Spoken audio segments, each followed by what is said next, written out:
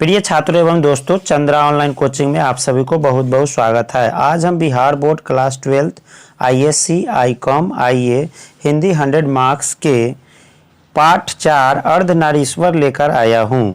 अर्धनारीश्वर एक निबंध है और इस निबंध के निबंधकार रामधारी सिंह दिनकर जी है। आज हम ऑब्जेक्टिव के मस्ट बीबीआई क्वेश्चन लेकर आया हूँ। आगामी बिहार बोर्ड के एग्जाम में काफ़ी इम्पोर्टेंट रहने वाला है, तो वीडियो के शुरू से अंत तक बने रहे मेरे साथ। और चैनल को अभी तक सब्सक्राइब नहीं किए हैं तो कर ले। वीडियो अच्छा लगे तो लाइक कर देना। तो चलिए हम प्रश्न संख्या पहला जो बात करते हैं। प्रश्न संख्या पहला क्या हमारा है? अर्धनारीश्वर शीर्षक निबंध के निबंधकार का नाम बताइए।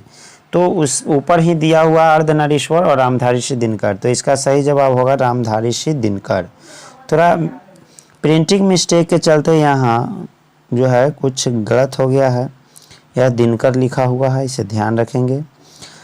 क्वेश्चन नंबर 2 की तरफ बढ़ते हैं। क्वेश्चन नंबर 2 हमारा क्या कह रहा है? अर्धनारीश्वर का किस विद्या से संबंध है? यानी अर्धनारीश्वर क्या है? निबंध है, कहानी है, एकांकी है, व्यंग है। तो इसका सही जवाब है निबंध। अगला प्रश्न की ओर बढ़ते हैं। प्रश्न संख्या 3 हमारा क्या कह रहा है? किस रचनाकार की पंक्तियां हैं? नारी सुगंध है, नारी पुरुष की बाह पर झूलती हुई जूही की माला है। यानी यह रचनाकार की किस रचनाकार की पंक्तियां हैं? तो 4 ऑप्शन है, प्रेमचंद, अज्ञेय, मोहन राकेश, रामधारी सिंह दिनकर। इसका सही जवाब होगा रामधारी सिंह दिनकर, क्योंकि अर्धनारीश्वर पाठ का नाम है तो पता ही चल रहा है। अर्धनारीश्वर मतलब आधा नारी आधा ईश्वर का जो रूप रखे हुए हैं, अर्थात शंकर भगवान के यह कल्पित है। शंकर भगवान भी एक बार ऐसा समय था जिस समय उन्होंने आधा नर और आधा नारी का रूप धरे थे। क्वेश्चन नंबर हम 4 की ओर बढ़ते हैं। क्वेश्चन नंबर 4 हमारा है, रामधारी सिंह दिनकर का जन्म कब हुआ था? यानी इनका जन्म की बात हो रही है कि कब हुआ था। तो इसमें 4 ऑप्शन दिया हुआ है। एक है 22 सितंबर 1907, 23 सितंबर 1908, 24 सितंबर 1909, 25 सितंबर 1910। तो इसका सही जवाब होगा 23 सितंबर 1908 को। क्वेश्चन नंबर आगे हम बढ़ते हैं। क्वेश्चन नंबर 5 की ओर बढ़ते हैं। क्वेश्चन नंबर 5 हमारा है, रामधारी सिंह दिनकर का निधन कब हुआ था? तो रामधारी सिंह दिनकर का निधन आप देख रहे हैं कि 4 ऑप्शन इसमें दिया हुआ है। आप भी इसका ऑप्शन सोच सकते हैं, आंसर सोच सकते हैं। 4 ऑप्शन में क्या दिया हुआ है इसे देख लीजिए। ए में दिया हुआ है 22 अप्रैल 1972, बी में 23 अप्रैल 1973, सी में है 24 अप्रैल 1974, डी में है 25 अप्रैल 1975। इसका सही जवाब होगा 24 अप्रैल 1974 को। यानी 24 अप्रैल 1974 का इसका सही जवाब है। उसी समय जो है इनका निधन हुआ था। क्वेश्चन नंबर हम 6 की ओर बढ़ते हैं। क्वेश्चन नंबर 6 हमारा है, रामधारी सिंह दिनकर का जन्म कहाँ हुआ था?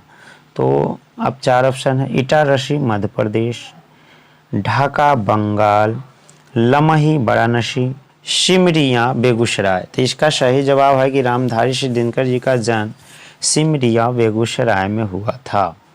और जो है सिमरिया बेगूसराय बिहार में है, और रामधारी सिंह दिनकर को हम राष्ट्रकवि के नाम से भी जानते हैं।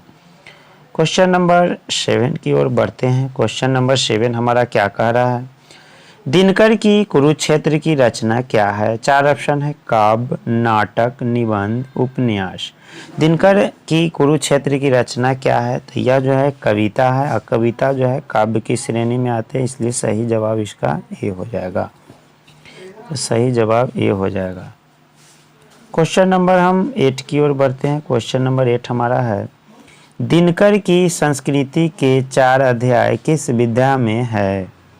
4 ऑप्शन है, उपन्यास, कहानी, गद्य विद्या, काव्य। तो इसका सही जवाब होगा संस्कृत के 4 अध्याय किस विद्या में है? तो यह है गद्य विद्या में। क्वेश्चन नंबर अब हम 9 की ओर बढ़ रहे हैं। क्वेश्चन नंबर 9 हमारा कहता है, रामधारी सिंह दिनकर की रचना है यानी 4 ऑप्शन है। इसमें कौन है रामधारी सिंह दिनकर की रचना? ए में है अर्धनारीश्वर, बी में है रोज, और सी में है ओ सदा नीरा, और डी में है जूठन। तो इसका सही जवाब होगा अर्धनारीश्वर। ऐसे रोज जो है सच्चिदानंद हीरानंद बादशाह अज्ञे जी ने लिखे हैं। ओ सदा नीरा जो है किनका है? तो जगदीश चंद्र माथुर जी का है। उसके बाद जूठन क्या है? तो ओम प्रकाश वाल्मीकि जी का है। क्वेश्चन नंबर हम 10 की ओर बढ़ेंगे। क्वेश्चन नंबर 10 हमारा है, दिनकर जी किस सभा के सांसद थे? 4 ऑप्शन है, विधानसभा, विधान परिषद, लोकसभा, राज्यसभा। तो इसका सही जवाब होगा कि दिनकर जी किस सभा के सांसद थे? तो राज्यसभा के। इनका सही जवाब डी होगा। इसका सही जवाब डी होगा। क्वेश्चन नंबर 11 की ओर बढ़ते हैं। क्वेश्चन नंबर 11 हमारा कहता है, दिनकर को कौन राष्ट्रीय सम्मान मिला था? पद्म श्री, भारत रत्न, पद्म भूषण, पद्म विभूषण। 4 ऑप्शन है, यानी सम्मान की बात किया गया है कि कौन सा राष्ट्रीय सम्मान मिला है देश लेवल पर। तो इनका मिला है पद्म भूषण। सही जवाब इसका सी होगा। क्वेश्चन नंबर हम 12 की ओर बढ़ते हैं। क्वेश्चन नंबर 12 हमारा कहता है, दिनकर कवि के साथ और क्या थे? यानी कवि भी थे और क्या थे? तो 4 ऑप्शन है, नाटककार, उपन्यासकार, गद्यकार, एकांकीकार और एकांककार। तो इसका सही जवाब होगा कवि के साथ साथ जो है वह गद्यकार भी थे, यानी कहानी वहानी भी लिखते थे।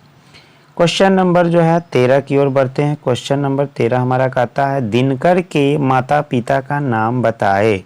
4 ऑप्शन है, गंगा देवी एवं प्रेम कुमार, बी में है संजीवम्मा एवं नारायण जिद्दू, सी में है विद्यावती देवी और सरदार किशन सिंह, डी में है मनरूप देवी एवं रवि सिंह।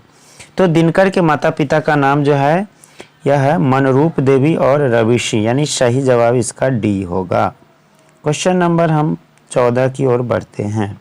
क्वेश्चन नंबर 14 हमारा है, दिनकर जी की पत्नी का क्या नाम था? तो 4 ऑप्शन है, श्यामवती देवी, प्रभावती देवी, कस्तूरबा देवी, प्रेमावती देवी। इसका सही जवाब होगा श्यामवती देवी, यानी दिनकर जी का पत्नी का क्या नाम था? श्यामवती देवी। आगे बढ़ते हैं क्वेश्चन नंबर 15 की ओर। क्वेश्चन नंबर 15 और हमारा अंतिम प्रश्न है, किस पाठ में कहा गया है जिस पुरुष में नारीत्व नहीं अपूर्ण है? यानी किस पाठ में ही बात जो है स्टेटमेंट आया है, ये कौन सा जो है स्टेटमेंट जो दिया हुआ है, पंक्ति जो है किस पाठ से लिया गया है? जिस पुरुष में नारीत्व नहीं अपूर्ण है। तो नारी की बात यहाँ किया जा रहा है। तो नारी करे, अर्धनारी करे, पुरुष करे, तो इसमें जो है अर्धनारीश्वर की बात हो गया है, इसलिए इसका सही जवाब होगा बी। ऐसे बी में जो टाइपिंग मिस्टेक हुआ है, अर्धनारीश्वर इसका सही जवाब होगा। तो अर्धनारीश्वर टाइपिंग मिस्टेक जो हुआ है, तो इसका सही जवाब होगा अर्धनारीश्वर। और इसका राइटर के कौन है? तो इसका राइटर जो है रामधारी सिंह दिनकर है। रामधारी सिंह दिनकर, इनको राष्ट्र कवि के नाम से भी हम जानते हैं।